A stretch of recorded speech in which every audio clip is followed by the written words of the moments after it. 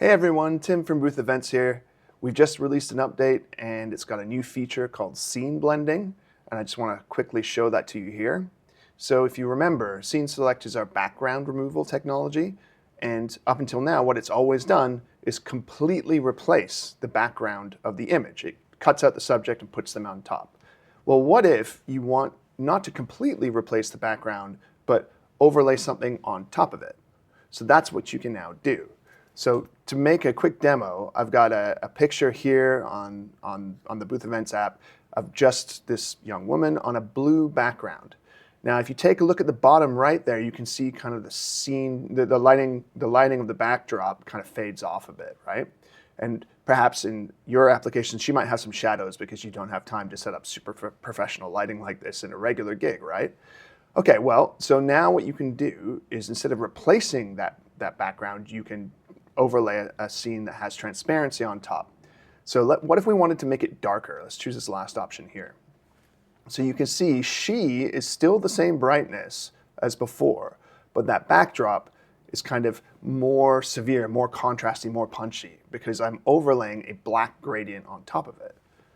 What if I wanted to make the backdrop totally uniform and I didn't want that kind of fade there?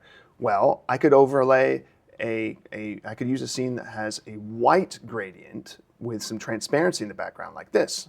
So here you have it. I've got this kind of, the bottom right-hand corner has now been totally smoothed out, right?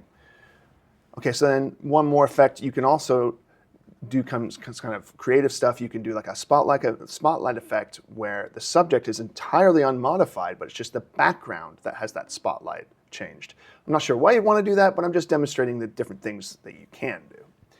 So how did we do that? Let's take a look. So we're in the scene editor. So first you edit your template, then in the template you edit your scenes.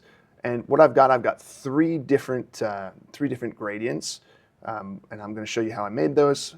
You can make them in any app you want. It's probably just best to use ChatGPT, right? But here you can see here's the white one, and I've got the background of this thing being red, so you can see the white being applied to it. And you can see that's just a simple white gradient, right? And it's, I believe the maximum it's going to is 40% alpha. Okay, so then what did that look like? That was this one. That's that white gradient being blended in with the background there.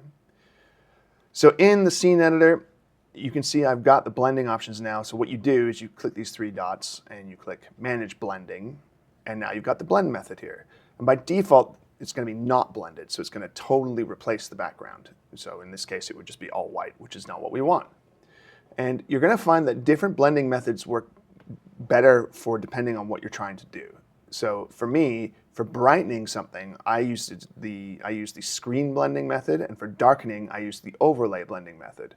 It's going to be up to you to experiment a little bit and find out what works best for what you're trying to do.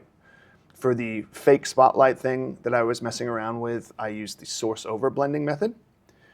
And all I had to do that is just click on Manage Blending, choose it, and hit Done.